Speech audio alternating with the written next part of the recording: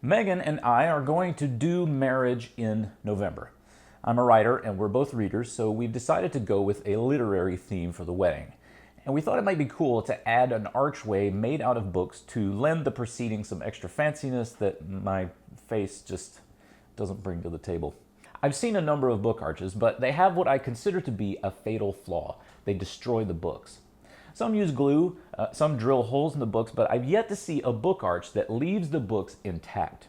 Now, I'm not much of a metal fabricator. Just yesterday, I tweeted a photo of an air cleaner bracket that I made to our heroes at Bad Obsession Motorsport, and they responded with a horrified, "Oh dear God." Still, I think I can do better than drilling through books. As such, I have taken up the challenge. Build a book arch that looks nice for our wedding, but doesn't destroy the books. Now, here's what I have so far. As you can see, I notched some square tube with a cutoff wheel, actually 3 cutoff wheels, because making this many cuts burned up cutoff wheels pretty fast. I drew a half circle on my work table with a radius of 1.5 feet, so I'd end up with 3 feet across. And then I bent the square tube to match the arch and tacked it into place. Now, my plan was to get an orderly series of cuts, so I made one cut with my cutoff wheel on a test piece, and then I measured the degree of bend that that cut allowed. I knew I needed 180 degrees of circle, and I knew how long my tube needed to be for the radius, thanks to the formula 2 pi r. So after some mathematics, I came to a distance between cuts, which told me how many I needed for my length of steel. All of that math that I did was, of course, wrong.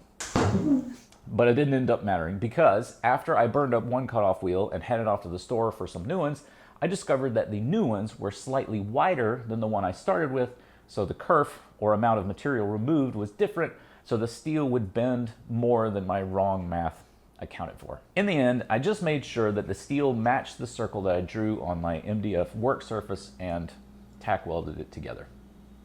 Then I made these plates on the bottom of the arch to hold the 2 books that start the curve. Now this whole thing will go up on poles eventually to make the legs of the arch, but the arch proper starts here. Now my plan is to devise some system of using pieces of steel like bookmarks inside the books and then spacing them apart with wooden wedges to give them sort of a curve. And I'm also thinking I'm going to have to make a forming tool so I can rest the books in the arch shape while I'm setting them up and then remove the forming tool once they're all in place.